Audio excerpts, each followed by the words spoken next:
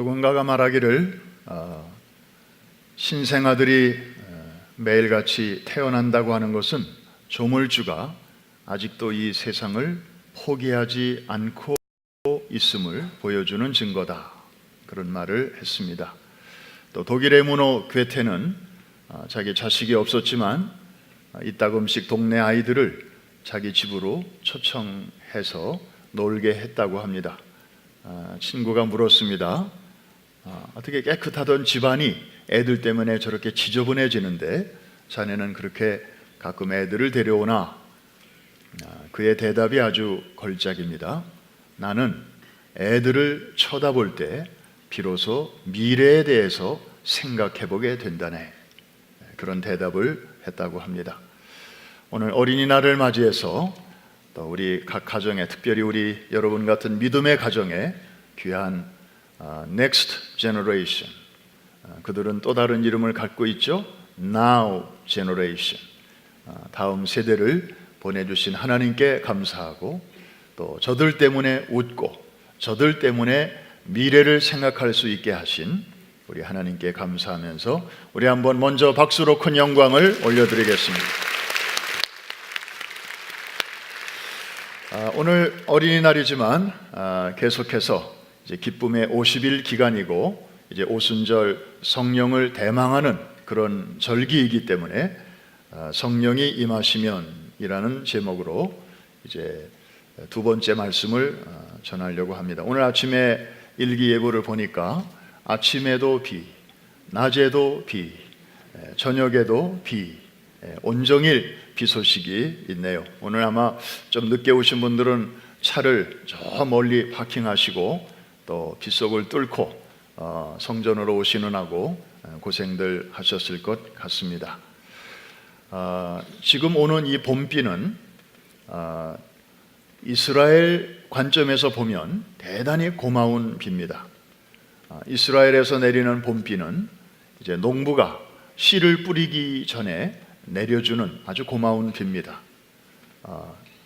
가뭄의 때에 땅이 바싹 굳어 있기 때문에 이 비를 통해서 땅이 부드러워지고 그래서 이제 파종을 할 수 있는 것이죠.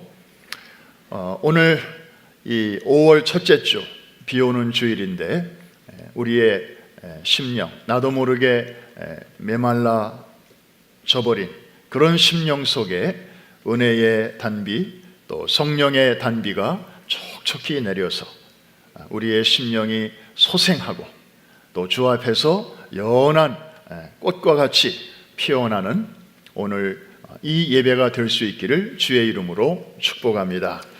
오늘 같은 날 부르기에 참 좋은 찬양이 있는데 우리 같이 한번 불러볼까요?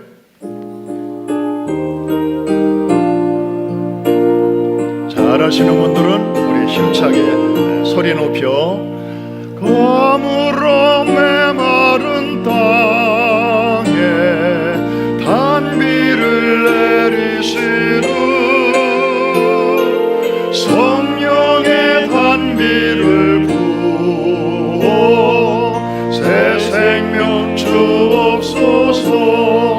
참되신 사랑의 언약 어길 수 있사오랴. 오늘의 흡족한 은혜 주실 줄 믿습니다. 우리 오른손을 높이 들고 가물어 메마른 땅에 단비를 내리시듯 성령의 단비를 부어 새 생명 주옵소서. 아멘이시죠? 성령님의 사역은 너무나 신비롭습니다. 눈에 보이지 않기 때문에도 그렇고 너무나 섬세하기 때문에도 그렇습니다. 그리고 영적인 세계에서 존재하시면서 물론 우리 인간의 삶의 세계에서 역사하시지만 이 존재하는 차원이 다르기 때문에 성경에서는 종종 상징을 통해서 성령님을 우리에게 소개해 주십니다.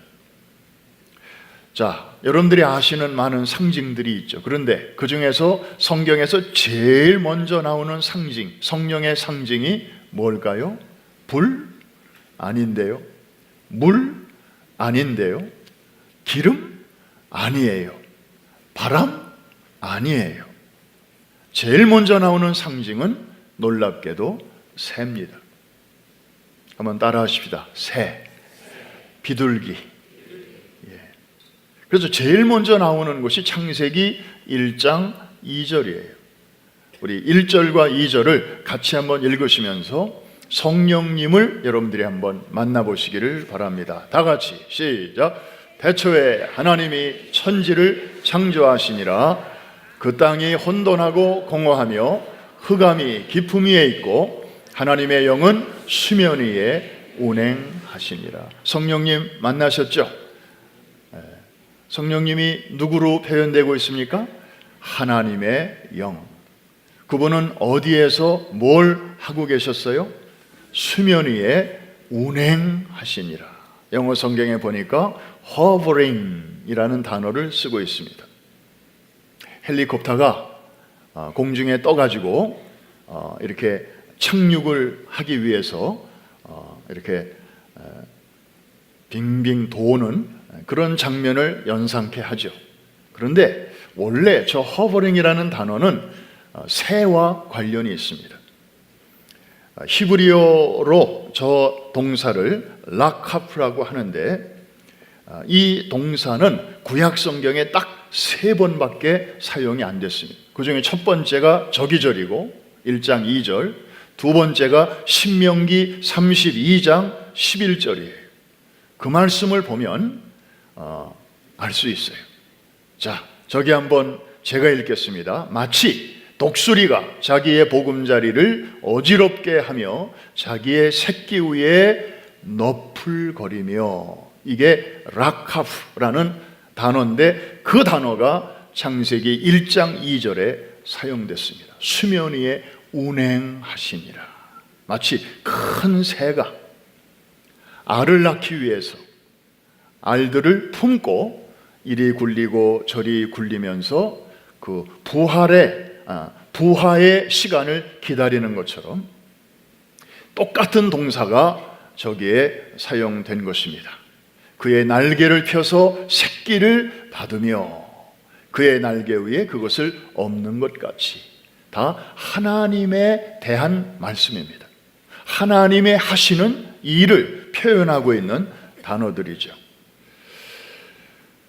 그래서 다시 창세기 1장 2절로 돌아가면 하나님의 신이 수면 위에 운행하신다, 이 말은 마치 아까 말씀드린 것처럼 큰 새가 새 생명을 탄생시키기 위해서 이제 이렇게 알을 품고 있는 그런 모습을 담고 있습니다. 이거를 아주 잘 뒷받침해주는 그런 또 문헌이 하나 있는데, 4세기 말에 베들레헴에서 살면서 평생 신구약 성경을 이제 라틴어로 번역하는데 여생을 바쳤던 제롬이라는 신학자가 있습니다. 라틴어로는 히에로니무스라고도 하죠. 아마 이스라엘 성지순례를 최근에 다녀오신 분들은 이제 베들레헴의 탄생기념교회를 한번 둘러보고 막 나오시면 거기에 정원이 하나 있는데 그 정원 중앙에 이분의 동상이 서 있었던 것을 기억하실 것입니다.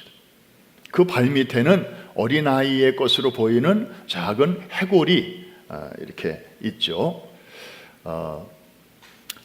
원래 로마의 추기경으로 있다가 차기 교황감이었는데 어찌어찌 하다가 투표에서 떨어졌어요.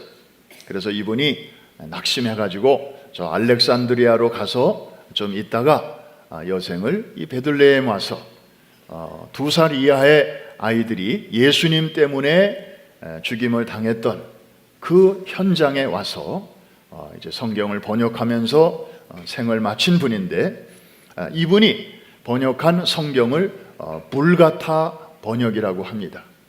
벌게이트라고도 하죠. 지금까지 로마 캐톨릭 교회에서 이 성경을 쓰고 있습니다. 그리고 마틴 루터가 종교개혁을 위해서 독일어로 번역할 때 사용했던 원전도 바로 이 제롬이 번역한 이 불가타 성경입니다.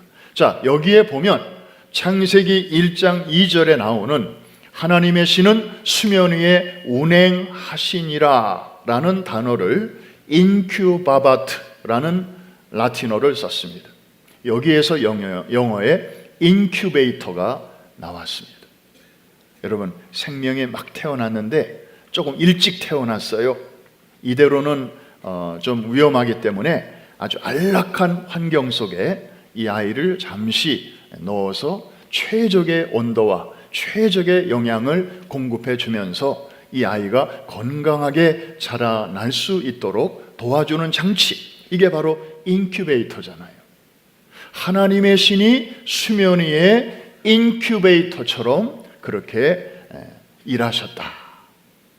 무에서 유를 창조하시는 이 중요한 순간에 성령님의 하신 일이 무엇인가를 이렇게 새의 이미지로, 비둘기의 이미지로, 마치 알을 품고 그 다음에 그 알을 부화시키는 그 새의 이미지로 우리에게 보여주고 있습니다.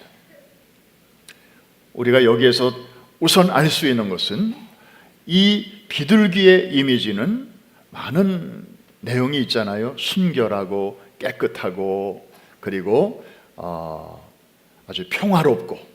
그런데 성경이 우리에게 알려주는 비둘기의 이미지는 그런 일반적인 이미지보다 좀 더 깊습니다. 한번 따라해 주시기 바랍니다. 새 출발. 뭐라고요? New Start를 의미할 때에 성경은 이 비둘기의 이미지를 사용하고 있습니다. 자, 이것을 한 구절을 더 보면 확실하게 알 수 있습니다. 이제 창세기 8장으로 넘어갑니다. 지금 이 맥을 여러분들이 잘 잡고 따라오셔야 돼요. 뭐 놓쳐도 괜찮아요. 그냥 하나하나만 잘 들으시면, 그 중에서 하나만이라도 여러분들이 딱 잡으시면 뭐 괜찮습니다. 창세기 8장 8절로 12절까지. 이 구절이 왜 중요한가 하면 창세기 1장에서는 사실 비둘기라는 언급은 없었거든요. 그냥 새의 이미지가 거기에 이렇게 들어가 있었고, 그런데 직접적으로 비둘기가 등장하는 것은, 처음으로 등장하는 것은 바로 이 창세기 8장 8절입니다. 노아의 이야기죠. 노아가 방주 속에 있다가 바깥 세상이 어떻게 됐는지 궁금하잖아요. 물이 아직도 그냥 가득 차 있는지 아니면 좀 빠졌는지. 그래서 까마귀도 보냈다가 그 다음에 이제 비둘기를 보내는 장면입니다. 제가 먼저 8절을 읽습니다. 여러분은 그 다음 절 또 이렇게 교독을 하겠습니다. 그가 또 비둘기를 내놓아 지면에서 물이 줄어들었는지를 알고자 하매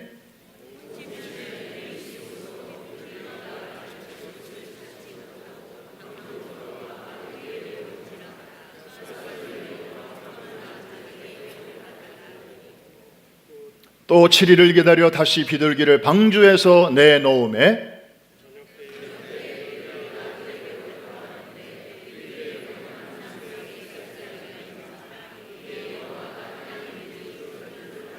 (12절은) 다 같이 또 7일을 기다려 비둘기를 내놓음에 다시는 그에게로 돌아오지 아니하였더라. 처음에 보냈을 때 그냥 왔고 7일 후에 다시 보내니까 입에 뭘 물고 왔죠? 뭘 물고 왔어요?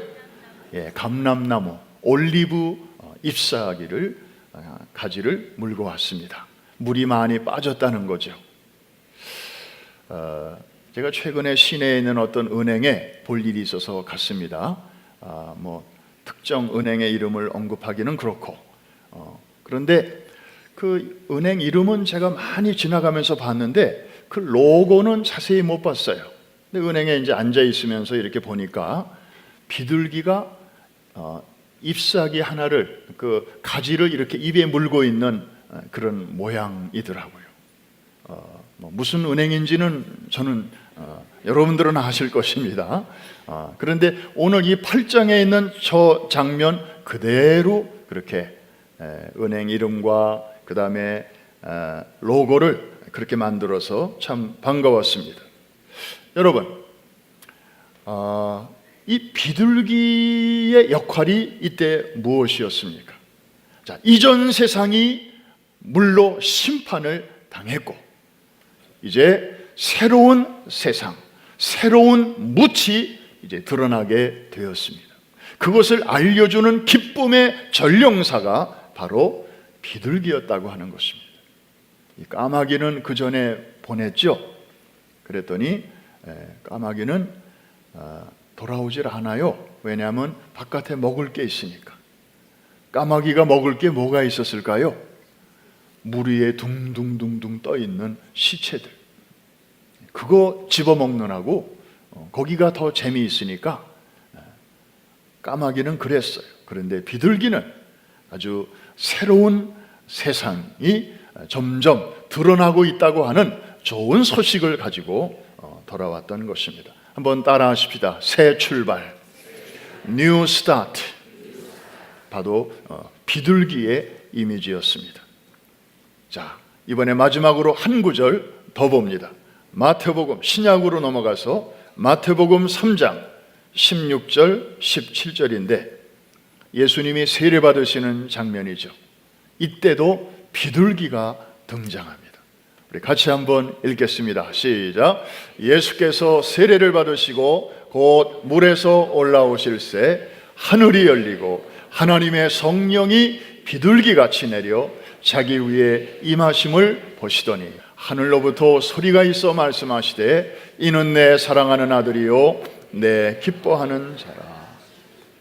여러분, 세례 요한이 예수님을 딱 보는 순간 저분이 어떤 분이신가를 알아보았습니다. 아무도 예수님이 누군지 알아보지 못하고 있을 때 성령의 감동으로 세례 요한은 알았습니다. 그래서 Behold, 보라, 세상 죄를 지고 가는 하나님의 어린 양이로다. 참 하나님께서 세례 요한의 눈을 열어주신 것이죠. 동네 사람들도 몰라봤습니다. 심지어 예수님의 형제들조차도 예수님이 그냥 자기의 큰형인 줄만 알았지 하나님이 보내신 메시아라고 하는 것을 가족들도 잘 몰랐을 때에 세례 요한은 알아본 것입니다. 그런데 그분이 자기한테 와서 세례를 베풀어 달라고 하십니다. 여러분, 세례는 물 세례는 죄 사함의 세례거든요. 아니, 예수님은 죄가 없으신 분이고 죄를 알지도 못하시는 분인데 오히려 세례 요한이 예수님에게 세례를 받아야죠. 죄인이니까 죄악 중에 잉태되었고 죄악 중에 출생했고 아무리 착하고 선하게 살아도 이미 우리는 죄 아래에 있는 사람들이니까. 그런데 예수님이 강청을 하십니다. 그래서 하는 수 없이 세례 요한이 예수님에게 물 세례를 베풀었습니다. 사실 예수님은 저와 여러분의 죄악을 다 끌어안고 계셨습니다. 온 인류의 죄악을 사실은 짊어지고 계셨습니다. 그래서 이제 죄인들이나 받는 그 세례의 자리에 주님이 기꺼이 들어가신 것이죠. 예수님이 세례받으신 장소는 요단강 하류입니다. 거의 사해와 가까운 지역입니다. 물이 사해 직전까지는 민물입니다. 물고기가 살 수 있습니다. 그런데 일단 사해로 들어가 버리면 완전히 소금물이 되어버립니다. 생명이 살 수 없습니다. 그런데 예수님은 거의 그 경계선 근처에서 세례 요한에게 세례를 받으셨습니다. 살아있는 물이 죽은 물로 되기 직전에 그 경계선에 서셔서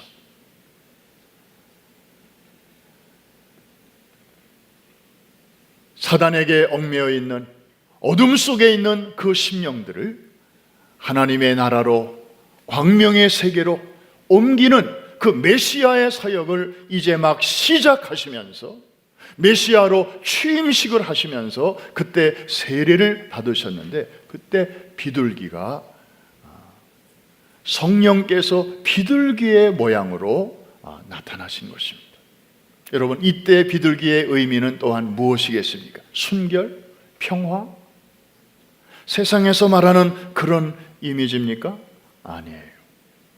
한 번 더 따라 하십시다. 새 출발, New Start. 예수님이 지난 30년 동안의 프라이빗 라이프를 이제 매듭을 지으시고 이제는 퍼블릭 라이프로 들어가시는 이 중요한 모멘트에 비둘기가 나타난 것입니다. 노아 시대의 홍수가 끝나고 옛 세상은 심판하시고 이제 새로운 뭇이 드러났을 때, 노아의 8 식구들과 방주에 있던 동물들이 이제 새로운 땅에서 새로운 삶을 막 출발하려고 할 때에 비둘기가 등장했습니다. New Start. No matter what, 과거의 삶이 어땠든지 간에 우리에게 새로운 삶을 살아갈 수 있도록 하나님께서 새 일을 행하시는데, 그 길목마다, 그 중요한 순간마다 성령께서 비둘기의 이미지로 이렇게 역사하셨습니다. 엊그제 금요일에 교회에서 세례식이 있었습니다. 16명이 세례를 받았죠. 뉴저지와 퀸즈, 또 부모 세대와 자녀 세대, 한어권과 영어권, 또 등등 해서 16명이 세례를 받았습니다. 지금까지는 주일날 우리가 이렇게 2부 예배 때 세례를 받았는데, 늘 하면서 느끼는 것은 좀 시간적으로 늘 쫓기니까 좀 부담이 되고, 그 다음에 예배 끝난 다음에도 바로 다음 예배를 또 준비해야 되니까 이렇게 마음껏 축하를 좀 못 해주는 그런 아쉬움이 있었어요. 그래서 이번에 처음으로 금요일날 이렇게 세례식을 베푸니까 좀 한가지고, 또 예배 마친 다음에 라비에서 이렇게 축하 파티를 좀 해주었습니다. 우리 가족들도 오시고 친구들도 와서 축하해주고, 또 우리 교사님들과 또 영적으로 지도해 주신 패스터들도 다 같이 와서 사진도 찍고, 일생에 한 번 있는 세례식이니까, 또 우리 제과점 하시는 장로님 가정에서 아주 커다란 맛있는 케이크를 또 도네이션 해주셔서 Happy Birthday to you 생일 축하 노래도 부르고, 영적 생일이니까. 그리고 거기 모인 많은 분들이 또 이렇게 떡도 나눠 먹고 그러면서 축하를 해주었는데, 아주 모두가 행복한 그런 시간을 가졌습니다. 여러분, 세례는 무엇입니까? 이전의 나의 삶을 물속에 장사 지내고 그리스도와 함께, 이제 부활하신 그리스도와 함께 New Start. 그래서 세례를 줄 때 보니까 공통점이 있더라고요. 저는 중학교 때 약식으로 세례를 받았습니다. 목사님이 제 앞에 오셔서 물로 이렇게 이마에다가 이렇게 물을 끼얹으시면서 성부와 성자와 성령의 이름으로 세례를 베푸노라. 그때부터 저는 세례교인이 됐는데, 우리 교단은 이렇게 침례식으로 베풀지 않습니까? 제가 16명을 물에 담갔거든요. 그런데 공통점이 있더라고요. 일단 물속에 들어가면 사람들이 숨을 안 쉬더라고요. 제가 물속에서는 숨 쉬지 마세요 이렇게 말을 한 적도 없는데, 알아서 숨을 안 쉰다, 이것은 죽음의 상징입니다. 물속에 내가 그리스도와 함께 죽었습니다. 나의 이전 삶은 이제 장사되었습니다. 간혹 보면 물에 대한 이 두려움이 있는 분들은 터부를 이렇게 붙들고 안 들어가려고 그래요. 손을 붙들어요. 그래서 저는 이 손마저 죽어야 됩니다. 물론 말은 안 하고 속으로. 그래서 슬며시 손을 잡아가지고 손까지 넣어줍니다. 그러나고 이분은 물속에 조금 더 있어야 돼요. 완전히 머리카락까지 그냥 다 순간적으로 잠갔다가, 그리고 딱 일으켜주면 그동안에 홀드했던 숨을 확 내쉬는데, 이게 뉴 라이프, 예수 그리스도와 함께 새로운 삶으로 일어나 출발하는 것을 의미하는 것입니다. 할렐루야. 너무 아주 이게 그래픽하고 너무 마음에 와닿는 그런 세례의 의미를 잘 표현하고 있는 그런 침례였습니다. 여러분, 성령님은 비둘기와 같은 분이신데 어떤 면에서 그럴까요? 오늘 결론이 이제 나왔습니다. 창세기 1장 봤고, 창세기 8장 봤고, 그 다음에 마태복음 3장 예수님 세례받으시는 장면 우리가 읽으면서 공통점을 발견했습니다. 한 번 더 따라해 주시기 바랍니다. 새 출발, New Start. 성령님으로 말미암아 이것이 가능한 줄로 믿습니다. 우리의 의지, 우리의 노력, 우리의 인격 가지고 안 되는 일이 참 많습니다. 여러분, 결혼식 할 때 늘 그냥 죽을 때까지 행복하기를 바랬잖아요. 우리 안 싸우고 그냥 지금처럼 서로 사랑하고. 그런데 결혼 생활이 이제 지속되면서 감정은 점점 빠져가고, 그 다음에 리얼리티, 그냥 현실만 남아서 이제는 정말 윤활유가 거의 달아가는 기계처럼 빡빡한 소리가 나고, 그냥 서로 오가는 말이 편치 않고 그냥 사무적으로 대하고. 그럴 때마다 여러분들은 가끔 이게 아닌데, 내가 꿈꾸던 결혼 생활은 이게 아닌데, 이런 생각들을 가끔 하시잖아요. 그럼에도 불구하고 하나님의 계획은 변함이 없습니다. 여러분의 가정을 향한 하나님의 그 마스터 플랜은 변함이 없고, 그래서 그럴 때마다 우리의 힘으로는 안 돼요. 우리의 인격은 바닥이 났어요. 그냥 우리의 본전 다 드러났어요. 그렇지만 하나님께서 오늘도 우리에게 말씀하십니다. 아무개야, 너는 아직 끝나지 않았다. 나는 너희들 가운데서 지금도 새 일을 행하기를 원한다. 너는 끝났을는지 모르지만 너에 대한 나의 계획은 아직 끝나지 않았다. 성령님은 우리에게 말씀하십니다. 다시 시작해라. 내가 도와주겠다. 여러분, 오늘이 굉장히 중요한 날입니다. 오늘이 무슨 날인가요? 5월 5일이고 어린이 주일입니다. 그러나 그런 의미에서라기보다는 오늘이라고 하는 이 날은 여러분의 남은 생애의 첫 번째 날입니다. 이해가 되시면 아멘.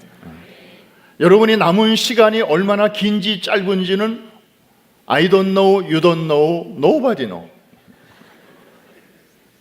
God only knows. 그러나 우리가 분명히 아는 것은 오늘이야말로 저나 여러분이나 남은 생애의 첫 번째 날이에요. 그러니까 우리의 과거가 어땠든지 간에 오늘 우리가 성령님을 의지하고 새롭게 시작하면 창세기 1장에서 보였던 것처럼 무에서 유가 만들어지듯이 불가능한 것을 가능케 하시는 하나님의 역사가 여러분들에게 반드시 따르게 될 줄로 믿습니다. 창세기 8장에서 이전 세상을 하나님께서 물로 심판하시고 그리고 새로운 세상을 예비하신 것처럼 여러분들이 성령님을 의지하고 과거의 감옥에서 나와 때묻지 않은 미래를 향하여 주님의 손을 붙들고 나아갈 때 하나님께서는 여러분들을 위하여 새로운 세계를 예비해 주시는 줄로 믿습니다. 여러분이 지금까지 전반전도 참 훌륭했습니다. 여러분들 잘 뛰셨습니다. 그런데 아직도 우리에게는 시간이 남아있잖아요. 인생의 후반전이라고도 할 수 있고 또 오래 사신 분에게는 연장전이라고도 말할 수 있을 것입니다. 그런데 우리가 성령님을 의지하고 오늘 다시 일어날 때 예수님이 사적 생애를 마무리하시고 이제 공적 생애로 들어가시는 그 분기점에서 하늘이 열리고 성령이 비둘기같이 임하신 것처럼 여러분이 이제부터 채워나갈 후반전 그리고 연장전, 이전보다도 하나님께 드릴 영광과 기쁨이 갑절이나 더하도록 의미 있고 가치 있고 보람 있는 삶으로 채워 주실 줄로 믿습니다. 분명한 것은 여러분의 각오만 가지고는 부족하다는 것입니다. 내가 이렇게 살아야지. 오늘부터라도 내가 이렇게 한번 멋지게 채워봐야지. 가상한 것이고 아름다운 것이지만 여러분의 의지와 노력만 가지고는 오래 못 갑니다. 우리의 타락한 본성 때문에 그렇습니다. 그런데 한 가지 길이 있습니다. 우리 안에서 내주하시며 늘 우리의 삶을 도와주시는 보혜사 성령님. 지난 시간에 말씀드렸죠. 그분은 우리에게 헬퍼, 도와주시기 위해서 오셨고, 카운슬러, 어려운 일이 있을 때마다 상담해 주시려고 오신 분이고, 컴포터, 우리가 정말 이런저런 많은 일들을 당했을 때 하늘의 위로를 우리에게 전해 주시려고 오신 분이십니다. 땅에서 우리가 많은 고난을 당하지만 아들아 딸아 여기가 전부가 아니란다. 너희를 위해서는 하나님께서 더 좋은 세상을 예비해 놓으셨단다. 너희가 수고는 땅에서 하지만 위로와 상급은 여기서가 아니라 거기서 받을 것이란다. 너무 낙심하지 말고 주저앉지도 말고 오히려 사람들이 몰라주면 그날에 받을 상과 칭찬이 더 커지는 줄로 알고 낙심하지 말아라. 이런 정말 우리에게 여러 가지 역할을 하기 위해서 오신 분이 바로 성령님이시거든요. 이해가 되시면 아멘. 그래서 우리가 이 성령님을 의지하고 나아갈 때 우리에게 창세기 1장의 역사가 우리의 삶 속에서도 나름대로 여러분의 처한 환경에서 일어나게 될 줄로 믿습니다. 창세기 8장의 노아의 사건에서 보여진 대로 이전 것은 다 지나가고 또 하나님이 펼쳐주시는 새로운 세계가 열려지게 될 줄로 믿습니다. 성령 강림 주일을 우리가 6월 달에 지금 앞두고 있습니다. 성령님을 우리가 왜 사모해야 하는지 많은 이유가 있지만 오늘 말씀합니다. 한 번 더 따라 하십시다. 새 출발. 새 출발. New start. 여러분, 가정에서나 또 바깥의 일터에서나 또 여러분의 인생을 한번 이렇게 평가해 볼 때 내가 이런 면에서 좀 새롭게 출발했으면 좋겠다. 내가 이대로 가기는 좀 그렇다. 교회 생활도 그렇고 가정 생활도 그렇고 대인관계도 좀 그렇고 자식 앞에서도 좀 그렇고 친구들 사이에서도 좀 그렇고 내가 이대로 살면 나중에 임종의 자리에서 좀 후회를 할 것 같다. 혹시 그런 생각이 드시걸랑 오늘 이 말씀을 듣는 가운데 여러분 성령님을 의지하고 새롭게 출발하는 그런 결단이 여러분에게 있기를 주의 이름으로 축복합니다. 그럴 때 여러분은 진정으로 정말 비둘기와 같은 성령께서 여러분들을 도와주시고 지혜를 주시고 상담해 주시고 그리고 해야 할 말과 그리고 가야 할 길을 우리에게 그때그때마다 코치해 주실 것입니다. 이번에 에클레시아 수련회도 잘 마쳤습니다.